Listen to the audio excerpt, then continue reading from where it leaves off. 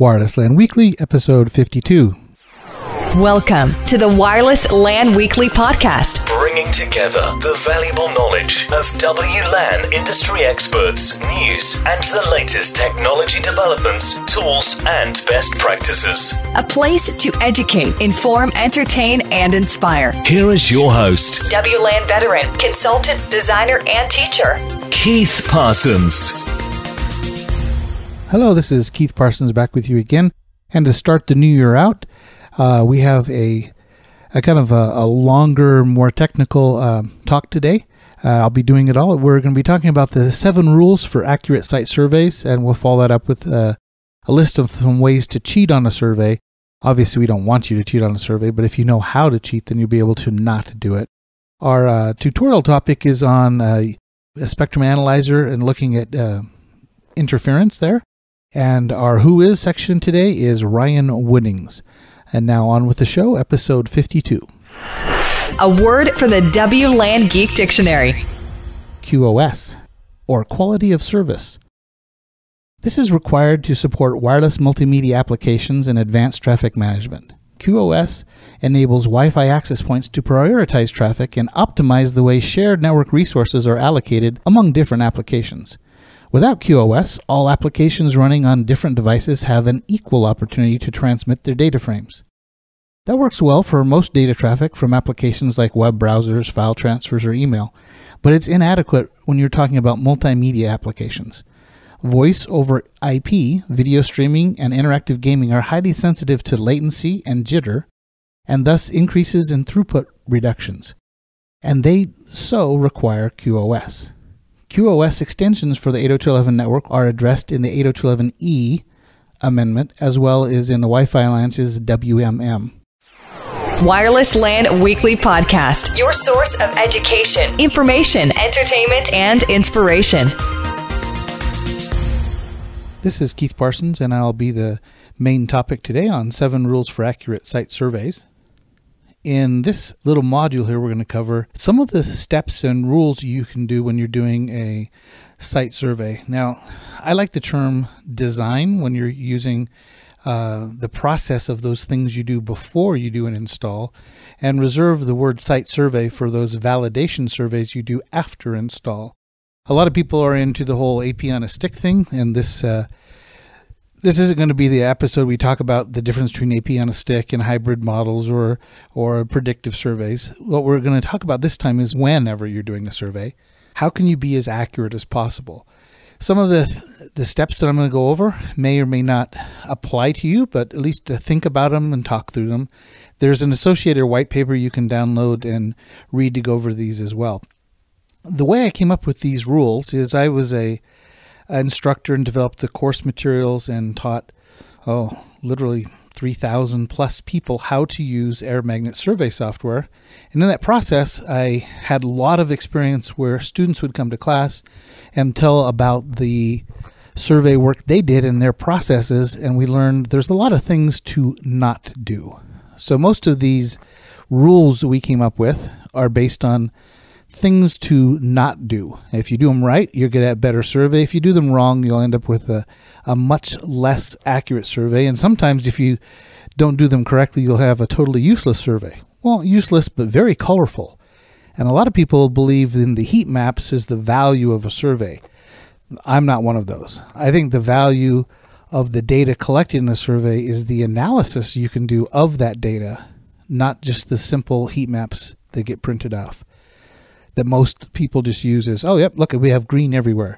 I don't care about the green everywhere. What I care about is how is this wireless LAN going to affect my clients?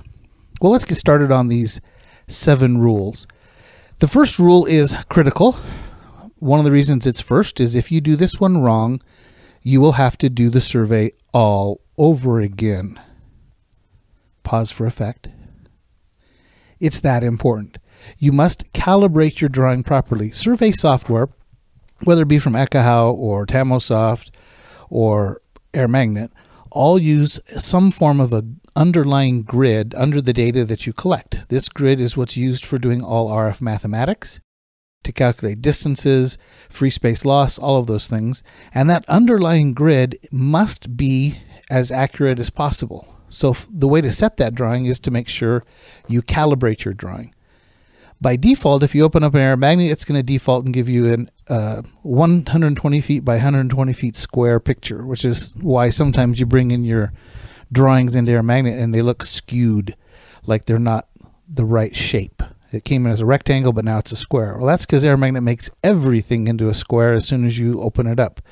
This is to remind you, when you look at it, I haven't calibrated yet.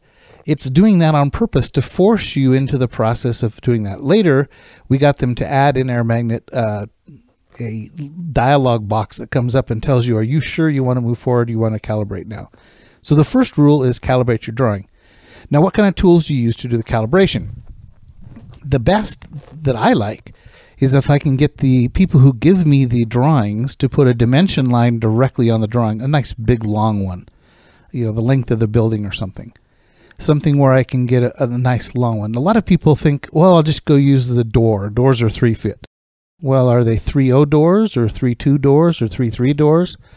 What's the actual size of the door?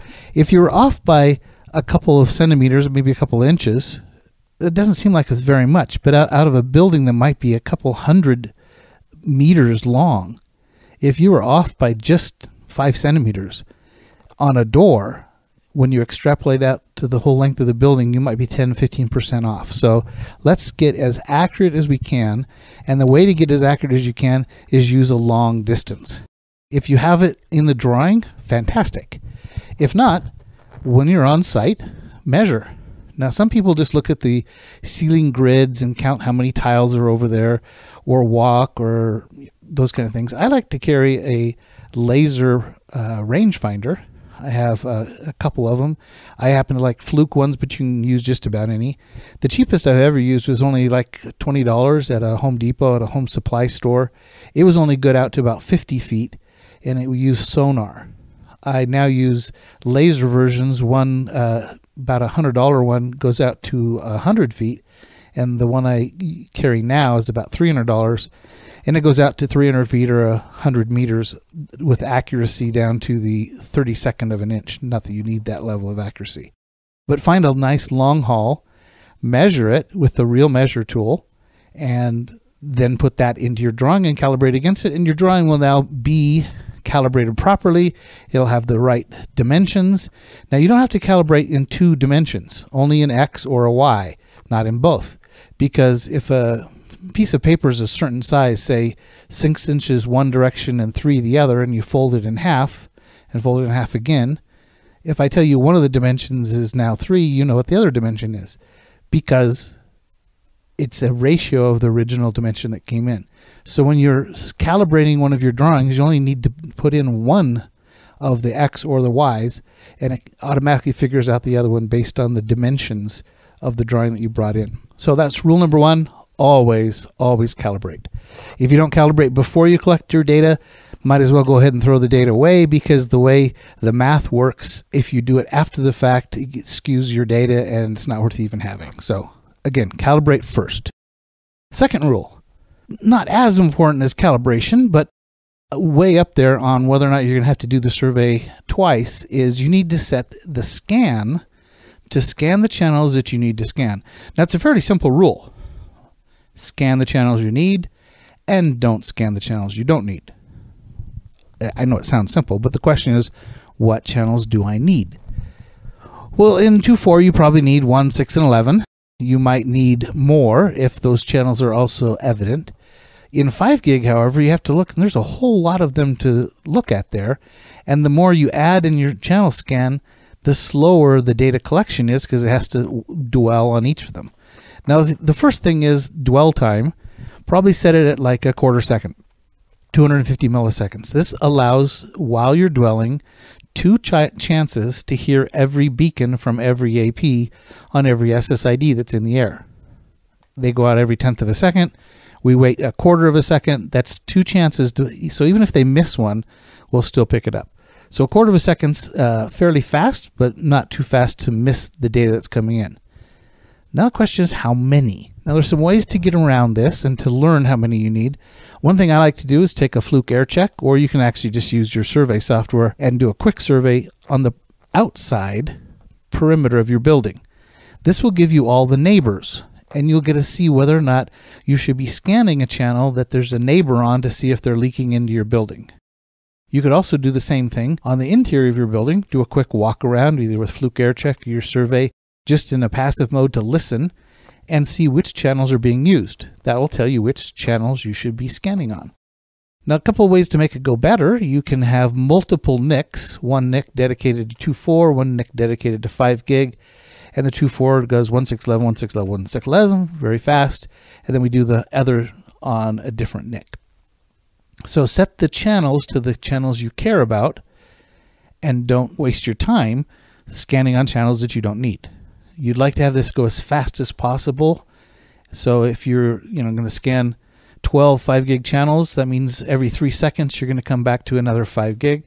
So depending on how fast you walk, you might need to slow down a little bit to be able to make sure between every spot where you click, you're going to get enough data collected from all the different channels. So second rule, set the channel scan to the correct frequencies. Number 3. By the way, what was number 1? Number 1, give you time to answer it on your own. Number 1 was you want to calibrate your drawing properly. The second rule was scan the channels you need to scan. And the third rule is to set your guess range. Now, the term used in Air Magnet is signal propagation assessment. I just call it the guess range because what I'm asking Air Magnet to do for me, and this is the same whether it be Akaha or Tamrosoft or anyone else, this is the same type of technique. There's an algorithm in there that says, I'm going to collect data at a certain XY coordinate that you tell me. So as a human, you're telling the computer, I'm standing right here, the corner of this place. And in the underlying grid that's being used to calculate all of the data, underneath where I'm standing, it's basically 100% accurate. I was here, I received the data while I was here, thus, I have very accurate data at this location. Now, to keep you from walking everywhere, as in a really high quality survey would be click, move 1 meter, click, 1 meter, click, 1 meter, click, and do a grid of 1 meter all over the entire building. You would have highly, highly accurate data. You're never guessing more than a meter away. On the other hand, it's a very expensive survey because you have to go within 1 meter of every location and have thousands of clicks during a survey. On the other hand, you could do like some companies who like to give away free surveys, and they walk into a building 2, 3, 4 places, click, click, click, and set their guess range out to 200 feet. Well, it will make a nice, pretty green picture. You will have heat maps, but there's not going to be very much accuracy at all, because in between those 100 feet guesses, there's lots of walls, and the software assumes that there's going to be free space loss calculation unless you hit another data point. It doesn't know there's a wall there, so unless you get close to the wall when you're clicking and click on both sides of the wall, it never learns. So to get an accurate survey, you want to set your guess range as close as you can. Now, 1 meter is too close. That's going to be an expensive survey. 100 meters is too far away. It's going to be a cheap, easy survey, but you're not going to have very much accuracy.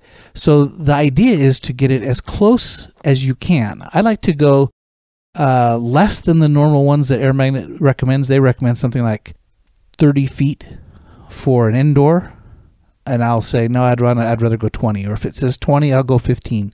I'll go a little closer, maybe 75% of whatever the recommendation is, because I don't mind walking and clicking more places. I just want higher accuracy.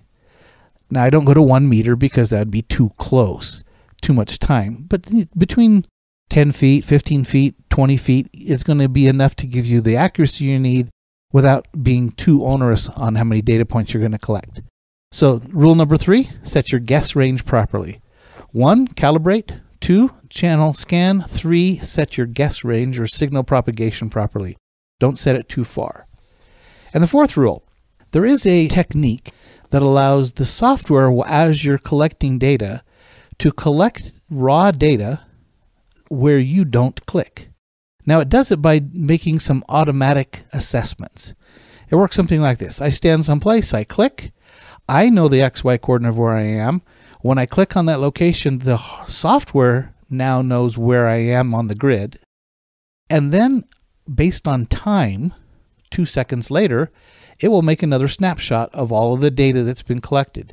It doesn't know the XY coordinate of where I am now. I could be walking in any direction.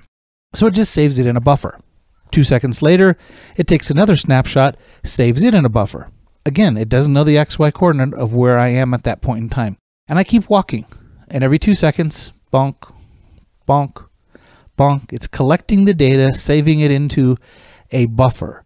And then finally, when I click somewhere the second time, I'm telling the software, as a human, I am now here at this XY coordinate, and it says, great, saves the data for that XY coordinate, goes back and draws a line between the previous human click and the current human click, looks at the time and says, well, we had 12 bonks or 12 snapshots in between these two things. I'm going to place those equal distant in between, and then I'm going to go back to the first one and say, if you were here, what's the XY coordinate there? It will take the XY coordinate of that estimate, tag the data that was collected, and save it into the data ball. So eventually I now have the data with an XY coordinate tied to it, but it was made by the computer was doing the clicking, not me, based on time. It's a useful feature to have this auto click turned on, and you can set how fast you want the auto click to go. Now if you set it every second, it will save lots of data. If you set it every 4 or 5 seconds, then obviously it's going to save less data. You'll need to kind of find what a good speed is that matches your walking, that also matches your signal propagation assessment. So if I have a guess of 15 feet, I would like to make sure that my snaps, my auto snaps, are coming at least every 15 feet, maybe a little bit tighter, so I have nice coverage as I'm doing the walkthrough. So first rule was calibrate. Second rule is pick your channels. The third rule was make sure you have your right guess range. And on the fourth rule, I'm going to set that snap rate, or the time of how fast that happens, to kind of match to make sure that I'm within my signal propagation assessment. Now we get into some of the ones that are not so much configuration, but how you're going to do the process of doing surveys itself. This is rule number 5. Rule number 5 is capture on both sides of what you care about.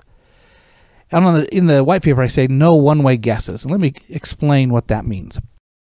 If I take and I click somewhere, the software is going to say underneath that XY coordinate, 100% accurate data, you were standing here, I received RSSI of -67 from AP number 2, and I can plot that number at that location.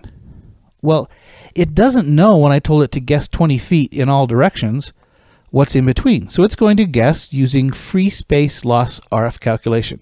It's a standard RF calculation, and it says, in the lack of any other information, we're going to guess using this free space loss, meaning there's no walls, there's just air. And then it will plot at every location around my accurate clicked location. It's going to guess 20 feet in all directions. And in all directions, put a number of what it thinks the RSSI value is. Now it's going to do that until it runs across another click, another data point, which will say, oh, well, here I received this. And instead of free space loss, it's going to interpolate the data between the two clicks. So if I have a click on two sides of something I care about, it is not using free space loss. It is using actual live collected data. But then when I get to the edge of a building and I don't go any further, the last guess is going to be free space loss.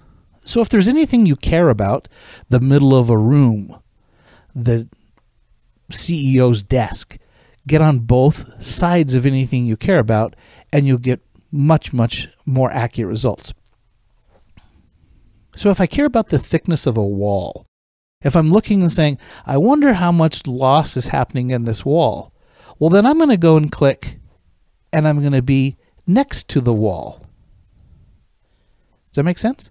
If I get next to the wall and click, and then I click on the other side of the wall, I'll have a data point that's strong on one side, weak on another, and now the software can calculate between those two data points the thickness in RF attenuation of that wall. If you go from the inside of the room out, so you just walk to the middle of the room and you click once, and it's going to guess 15 feet and there's a wall at 15 feet, it's going to be pretty accurate. To make it more accurate, Don't walk in the center of the room, walk on the perimeter of the room in every room. And then when I walk in the perimeter of the next room over, I'm getting the accurate results of how the wall is being collected. So, click on both sides of everything you care about. Now on to rule number 6. Click accurately. Now this just makes sense, right?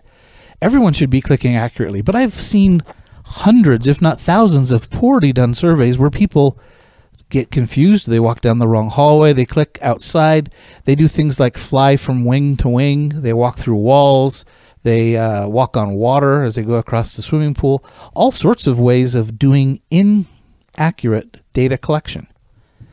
You should be able to look at the screen, see where you are in the real world, look at the map on the screen and know where you are, and click where you are. Now, depending on the tool you're using, you have different icons you can use for data dropping. In Air Magnet, they have a little guy, I call him Basketball Man because it looks like he has a basketball in his hand. The place where your personal feet are isn't where the icon's feet are, it's where the basketball is. That's really not a basketball, it's a target. So if you're on the edge of a hall, put the target or the ball on the edge where your feet are. Don't put the feet of the little icon man where your feet are, or you're clicking in the wrong place. So click as accurately as possible. Some other hints to make this go a little easier. If you lead ahead and you look forward and you say, the next place I'm going to click is going to be down the hall next to the bathroom door. Well, before leaving the spot where you're standing still, move the cursor to that next location. Then when you're walking, you don't have to like stumble and get your finger as you're moving around to get the click. All you have to do is when you get there is tap, and your cursor is already in the correct location. Yes, we know if you click and you have auto snap on, it's going to make nice snapshots all the way down the hall. You can increase accuracy by every time you cross a T in a corridor or a bathroom or a known location. If you drop another human anchor point where you know where you are, you can increase your accuracy. So try to be as accurate as possible. The 7th rule. Always, sometimes in class I sing always and forever, always you want to do a passive survey. And when I say passive survey, I'm not saying do a passive survey on a single SSID. I'm saying do a passive survey where you have the software looking at everything. All of channel 1, all of channel 6, all of channel 11. You want to see yours, your neighbors, rogues, whatever's out there, so you can collect the data from all of those. Now, some people come back and say, Keith, we're only surveying for my company, and their company SSID is Corp. So I just set my passive survey to look at Corp. Well, that's good, and you're going to get good data on the Corp. But what you're not going to find is co-channel interference information. Co-channel interference is when there's other SSIDs sharing the same frequency, and you will miss that. So make sure you're doing a passive survey to collect data from all possible APs that are in the area. Passive survey also means you're collecting data from the AP's beacons. So they're just out, beaconing every 10 times a second. Here I am, come join me. You want to collect that information from all the APs in your area. Now we contrast that with an active survey.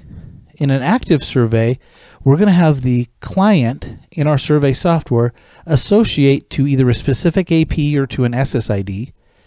And then I hit the roaming, it might roam, I can have the roaming turned on or off. In an active survey, we collect better data. Now, it's only slightly better, but it's better data. I will get not an estimated data rate, I will get an actual data rate. I will get error rates because I'm sending packets to and from the AP. So an active survey is a wonderful thing. It gives us slightly better data, but at a much, much higher cost. So rule 7 was always do a passive survey. Even if you're going to do actives, always do a passive as well. I've seen people bring back active surveys that show 7 APs in a hospital. Well, that just happens to be the 7 they were actively on. They never roamed to the other APs, so there's no data from the other APs. That's why you always must have a passive. Well, since we're talking about rules, let's augment the last rule of passive survey and talk about active surveys. Because if you're going to do an active survey, and I think active surveys are great, Some people complain that I'm anti-active survey. I'm not anti-active survey at all. I think active surveys are fantastic.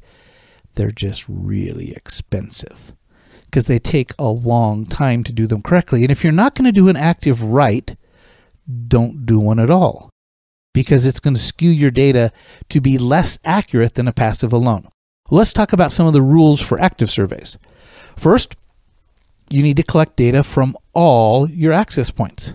Active surveys, by their very definition, can only collect data from one AP at a time. So if I collect to an AP and I walk around and it stays on that AP, when I'm all done with my survey, I have one AP's worth of data. That's it. No co-channel interference information, no adjacent channel information, no information about my neighbors, no information about rogues, no information about other SSIDs. I have information about one AP and one SSID. Pretty good information, but very limited in scope. So to do good, accurate, active surveys, you need to make sure you're doing a survey on every single AP. Now, even if you roam from AP to AP, that doesn't mean that you roamed and got them all. You might roam and jump from AP number 1 to 4 to 7 to 12 and miss all the ones in between, which means you have to come back and take another pass and roam from 2 to 8 to 9 and keep a list of all available APs, which ones you collected data on, and then go back and make sure you pick them all up. So first rule for accurate active surveys is survey all APs. That's possible. That's not too hard. It takes maybe 3, 4, 5 passes to pick it all up, which is why active surveys cost more. Next rule, capture to the edge. Now, a lot of people say, let's say my target is I need neg 68. That's the goal. I want neg 68 dBm. So they'll do an active survey, they connect up to an AP, they walk till they hit the edge of their target, 67, they might drop down to 60, 70 or 72 or something, and then they'll get back inside that AP's coverage zone, and they're basically looking to find the edge of where that 67 is, and they'll work in and out, in and out, in and out, in a circle or square, whatever the process the building looks like, to find the edges of that AP. That is wrong. Just plain simple, that is wrong. Because using that technique, you will only get the part you want. What you don't collect data on is where the AP actually has coverage, which will be causing co-channel interference. You never collected the data. So when you report on it, you'll never see the interference because you never collected where the AP was not wanting to go. So you need to make sure as you're collecting data on each AP, you go to the edge, at least down to say neg 85 or something, to find out where the AP is weak. You must do that or you won't get any of the co-channel interference information. Now, some survey software will allow you to tweak and cheat a little bit by telling the NIC to roam early. Like you might be able to say, I want to roam off of an active survey. Whenever I get to neg 70, roam to the next one. And the survey software overwrites the NIC's normal firmware. And when you get to neg 70, it will roam to another AP.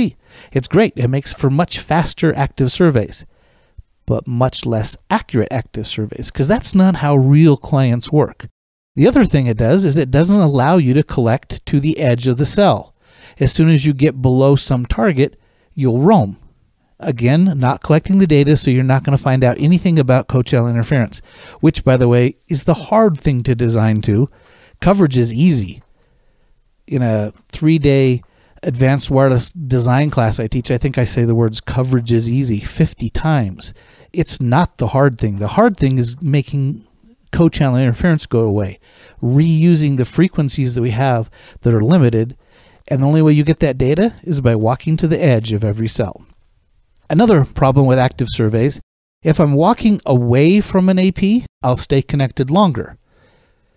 When I walk toward an AP, I might not roam because I'm stuck on the AP behind me. So what you end up getting is these tadpole-looking shapes. So around an AP with an omni antenna, I don't end up with a circle. I get this long tail, and the tail is the direction away from the AP when I was walking. It kind of skews the data. Well, in order to de-skew the data, let's say I walked in the office checking maybe 4 APs, and all of them don't have a circle. They have these little yin and yang looking tails coming off the sides in the direction of travel I was going. That tells me I have skewed data because it was the walking away stickiness. Well, to de-skew it, I will have to walk again, another survey, but in the opposite direction. So if I walk clockwise, I have to come back and walk anti-clockwise. Thus, active surveys take even longer to do correct. Another hint, if you're going to be merging surveys, merge all the passive surveys together once, merge all the active surveys together once, and then in one pass, merge the actives and the passives together. And then you get the most accurate data. So when it comes down to active surveys, go ahead and do them. They're good. They just take a lot longer. Most of my customers aren't willing to pay the 4 or 5 times more cost per survey to add active to it. So I do very few active surveys anymore because they're so dang expensive to do them right. And if you're not going to do one right, why are you doing one at all? Because you know you're getting less than accurate data. So, recap. Calibrate your drawings. Set your channels to scan right. Set your signal propagation assessment to the right way. Set your snap rate to make sure you're taking those auto snaps on a timely basis. Walk on both sides of anything you care about. Click accurately, and always, always do an active survey. Sorry, always do a passive survey. I messed myself up there. That's the end of this little tidbit. We're going to come back and do another session right after a break and come back and talk about the ways you can cheat on a survey. And basically, it's doing all the survey things that we just said to do right, to do wrong. And the reason we came up with a cheat version is because I've seen too many people do these trying to either sell or say they're really good when they're bad or bad when they're good. So we'll come back in just a minute with how to cheat on a survey. Wireless LAN Weekly Podcast, your source of education, information, entertainment, and inspiration. Back again with part 2 on how to do accurate surveys. And this is the section we're going to talk about how to cheat on a survey. Obviously, I'm not recommending you do the cheats. What I'm saying is I'm going to talk about how to cheat so you can recognize them if anyone never gives you a survey with these cheats in there. And if you know how to do them, then you also know you shouldn't be doing them. So the first method where people can cheat on a survey is they set their signal propagation assessment or their guess range to too long. They'll go in a building, click once, twice, 3, 10 times maybe, set the signal propagation to this monster big number, 100 meters. You'll get a nice pretty color because the software does its job. It takes the data you did collect, it interpolates it out to whatever you told it to guess to, and you will get a nice pretty colored report. It just won't be accurate. One telltale sign that this is really high is if you look to the edge of any report and the outside last guess on they'll come one-way guesses, they're on the very edge, it will have a huge arc. The arc, and if you look at the arc and you can kind of look at it and say, where is the center of that arc, and then find out the radius of that arc, it'll tell you what their guess range was. I've seen some up in the multiple hundreds of feet on buildings, which tells me they didn't have their signal propagation rate. If you're going to guess hundreds of feet, that's obviously going through walls, and we know the software does free space loss calculation, so that's always going to be off. So make sure that you set your signal propagation right. Next is when people use something called auto contrast. Auto contrast is a choice when you're in air magnet software, and what it does is it changes the top and the bottom colors that instead of being fixed, they move. So you can say, let's say the bottom color on my RSSI stack is -100 is brown. Well, if I turn auto contrast on and I slide that bottom bar up, I can make brown be -70. Well, that allows me to do all sorts of crazy things like make something look bad when it's good. I can make -60 look red, like there's no signal there, when there's actually really good signal. So by turning this automatic contrast adjustment on, I can move either the top of the color bar or the bottom of the color bar and make a number, like say -65, either blue or green or brown or red, whatever I want it to be. And if I can make the color be what I want it to be, I can make the story that I'm telling my customer also be whatever I want to be. So what I recommend is you pick a color scheme, stick with it, and never ever turn on the auto contrast adjustment. It allows you to cheat and make all sorts of crazy things happen. Another thing that I don't like, and I call it cheating, is when people use a banded color scheme, where instead of a smooth color with gradations as they go along, it jumps in groups, a blue group and then an orange group and then a green group. The reason this is cheating, and a lot of people use this in combination with the previous cheat, the auto contrast, is I can make the difference between -70 and -71 go from blue to orange. And that's a strong jump visually. When you see it, you think there's something really bad there, or something, a huge change, when in reality it's only a 1 dB differential. So when you use a banded scheme, you get these color bars that look like there's something big happening, when yeah, really there's nothing big happening. If you mix it with auto contrast adjustment, again, you can make good look bad and bad look good. Another way people cheat is they use, they'll place an AP somewhere, collect the data, and then in post-processing, pick up the AP and move it to where it's not. Reprocess the data, and it will show up, and it looks like there's coverage someplace. It's a total made-up way to do it, and you can easily see these if you flip into 3D mode, because you get what I call circus tents. The made-up ones have a really sharp spike in the center of them, and it looks kind of like the circus tent kind of tent pole. Compared to in reality, APs don't look that sharp. They have a more rounded top. And so you can see when this happens, but you know, obviously this one's an obvious cheat. You're putting AP data to make a heat map where there actually isn't anything at all. It's just a pure fabrication. Another method that some people use for cheating is they'll use a one-sided guess. They don't go on both sides of what they care about. They'll go click in the center of the room, which means you don't really know what the wall thicknesses are. Or if they want to show outside, they'll click from inside and let it guess outside. Well, there's obviously an exterior wall in between, so the guess on the outside is not correct. So make sure your data points are showing both on both sides of something. Obviously, I keep talking about these data points. Another thing that a lot of people do for cheating is they just take a PDF of the picture and send it to you. You don't get the raw data. You don't even get to see the click marks where they dropped their data points. So you end up with just color, and that's all.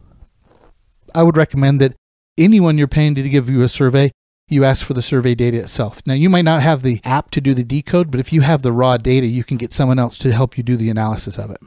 Another way they do it is they don't have enough data points. They set the signal propagation to a big number and then walk a couple places. So you'll want to get the data of where they walked during the click so you can see how close they were together. Another is they use an uncalibrated survey, meaning they didn't calibrate properly. They don't show that to you. And so all the data that's been collected and shown has no value because it's wrong. Another method, obviously we talked about this a minute ago, they send you a JPEG or a PDF and no raw data to go with it. A huge one that a lot of people do is they give you the report of showing a single SSID. And maybe this is because they only collected a single SSID data with a passive survey with a SSID checked. The problem with this is you can't do any co-channel interference information from it. Well, you get some, but you don't get anything about the neighbors or rogues or anyone else that's around. So what you want is all of the data and then do analysis on subsets. Some analysis is by SSID. Will my client be able to associate? You need the SSID for that.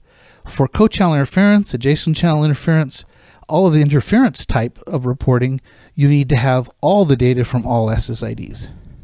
So in conclusion on this one, don't cheat. If someone's cheating on you, give them a little pushback. Ask for the raw data files itself. I think the reports that come off of surveys are fairly decent. They're good. Better yet is to sit down with your customer, or if you're the customer, with the people who did the survey, and walk through the data that was collected. There's much more information in the process of going through the data than in just the quick report. So in this section, we talked earlier today about the rules to do an accurate survey. We took a little break and we came back and talked about how to cheat on a survey, basically to tell you what not to do when you're doing surveys, either for yourself or you're doing them for clients. Thanks for listening. If you have any questions, feel free to contact me, Keith, at WLANpros.com. Back to basics with Keith. In today's section on RF and wireless LAN basics, we're going to be talking about a spectrum analyzer and how it shows information different than packet analyzers. Spectrum analyzers are unique devices. They are not wireless NICs. They cannot decode a single frame. That's not their job. Their job is to look at the raw ambient RF and display it to us in a way that's human readable. Well, let's talk a little bit about that. Years ago, it seems like forever ago, I used to work and I had an oscilloscope on my desk to see things.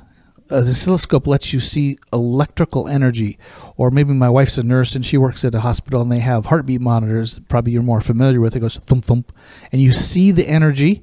Across the horizontal axis is time, the vertical axis is energy, and you can actually see the thump thump, the heartbeat as it goes across.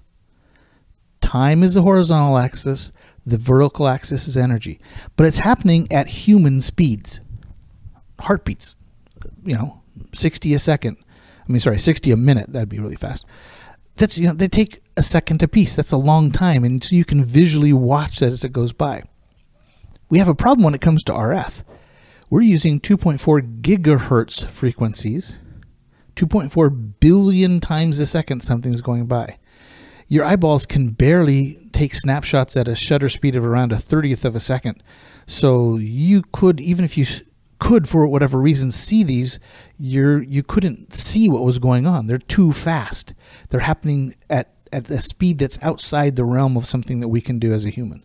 So what we needed to make a spectrum analyzer do was take that raw RF information that's going by at those phenomenal speeds and convert it into something that we as humans can see. Well, what's going to take place to do this is when we're using something called a Fourier Transform, which is taking a complex waveform, breaking into its component parts, and then plotting the component parts. Now that sounds really complex, and mathematically it's very, very complex, and you need special chips that do a lot of heavy lifting on the math side to pull this off. So we're going to listen in the air on a specific frequency, and spectrum analyzers normally have a size, and it depends on the brand and how you configure it, but how wide it's going to listen. It's going to listen in some 150, 200 kilohertz wide section, and in that section, while it dwells, it's going to listen to the RF, see the waveform that's happening, convert the waveform from a time-based waveform, which is too fast for humans to see, and convert it into a fast Fourier transform, which turns it into its component parts and then plots the component parts with a different horizontal axis. Now the vertical axis is still energy, just like the heartbeat monitor, but the horizontal axis is now going to be frequency. We're converting energy over time into energy over frequency. And then we're going to plot them on the screen. And so depending on what we see in the screen, the horizontal axis is now frequency. Well, what about time? We do care about things that go over time. So many of our spectrum analyzers take that same information that came in instantaneously. What was the instantaneous amount of energy on every frequency? We did the fast Fourier transforms, we plot them, and it changes all the time. It's kind of hard to see. So what they do is they take and turn it into a waterfall diagram where they save the last second. And then they put the next second after it and push the stack up, and put the next second after it and push the stack up. And what we end up getting is the energy information over time. Well, the first view, the FFT view, was instantaneous, and height of the screen is energy. Just like the heartbeat monitor, height was energy. But we had frequency as a horizontal axis. When we want to add time back into the equation, we changed the vertical axis from energy and we move it into time. Well, what happened to our energy number? Well, we want to keep it. So instead we take the value of the energy in dB, and instead of plotting it by height, we plot it by color. The brighter the color, the further to the right, the more energy. The less energy, more towards the blue. So most spectrum analyzers, it's more red-yellow is the hot side and blue is the cold side. And then when we plot these over time with a waterfall diagram, we can see things that happen over time. The beauty of it is a lot of the things we're looking for in doing RF troubleshooting have to do with the patterns that come off of those diagrams. Not just the patterns off the FFT, those are good, but patterns off the waterfalls as well. Different types of devices leave different types of telltale signs. Bluetooth leaves something that I call freckles. Because they frequency hop, each individual hop is a hot signal, it gets red. But it doesn't last very long, so when you plot them over time, you'll see the red dots, but they're like freckles. And the question is, are those freckles random, pseudo-random, or not random at all? And depending on the answer to those questions, you can deduce what brand device is doing it. Is it a phone? Is it a Bluetooth? Is it live? Is the Bluetooth actually in its configuration mode, or is it in pan mode? Those are all things we can see in a spectrum analyzer if you know how to read them. So our spectrum analyzer takes complex waveforms that happen too fast for the human understanding, converts them into their component parts, plot those on frequency, and so we went from a time domain, a time horizontal axis, to a frequency horizontal axis, went and changed energy from height to energy to color, and that's how we get a spectrum analyzer. If you need more information, MetaGeek has some training. The folks at Agilent and those who do spectrum analysis have lots of training you can do as well. Thanks for listening, and hopefully we'll have you on another tutorial, another episode soon. This is the Power Minute with today's podcast special guest. Wireless LAN Weekly podcast, WhoIs interview, Ryan Woodings. So let's get started. Ryan, tell us who you are, where do you work, and what do you do? My name is Ryan Woodings. I am the chief geek at MetaGeek, which basically means I'm the founder of the company. So currently we have 25 people, and I do pretty much anything and everything to kind of keep everything moving along. Sometimes strategy, sometimes I'm tweaking web pages, kind of helping out the teams, but mainly just kind of trying to figure out what the next products we should do, and just how to move the company forward and how to help the wireless industry get the tools that they need to do their job. Good. How did you find yourself in the IT industry? When I was in high school, I was big into like science and math, but I didn't know what I wanted to do. My older brother, who was a year older than me, was going into mechanical engineering. So I thought that would be a good profession because I could use his books in college. I started that, took a drafting class, which I did not like, but also took a programming for engineers class, which was Fortran 77 on a VAX 11, and I loved it. I just loved all the tinkering with the algorithms and everything, and so I decided to switch into computer science, and I've been programming ever since. Great. What was your first computer? The first computer I had was a Commodore 64 when I was, I think, about 8 years old, and I had the little Turtle Graphics program, the logo, and I loved that. I loved sitting there tinkering for like 45 minutes to program in the algorithm to basically make it draw a bunch of different circles and things, and so that was kind of my first programming experience. You mentioned you were in college. Do you think having a college degree is critical to success in the IT industry? I think that college degrees are good. I think a lot of people need that degree of sort of rigor and diligence that you get in getting a degree.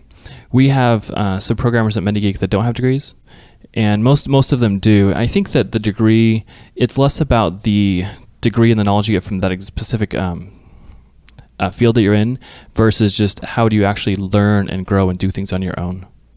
Some people can learn that without college. How about talk about certifications? I think with certifications in the wireless industry, the main thing is the experience and the knowledge that you get from reading the books and really studying and taking the test. A lot of times you can pick that up sort of apprenticeship or like on the job training, but I think the certifications and actually going through the study time to do it is a very, very valuable experience. How about a home lab? Do you have one? I don't have a home lab. I have 2 kids at home, which take up most of my time at home, but I am kind of a gadget freak. And so around the office, we have a ton of iPads and iPhones and Android tablets and all sorts of different gadgets. So I'm more of a gadget guy. Mac or PC? I've been on a Mac since about 2006 when the best Windows laptop you could buy was a MacBook. And I've been on Mac ever since then. Running Windows or running Mac OS X? Most of our MetaGeek software is Windows, and so we're sort of forced to do Windows development. All of our guys are using Parallels on their MacBook Pros. How important is social media to you personally, both blogging and Twitter? Is it something you're involved in? I don't blog. I've always been thinking that I should. I never quite got around to it, and so I've sort of given up on the idea.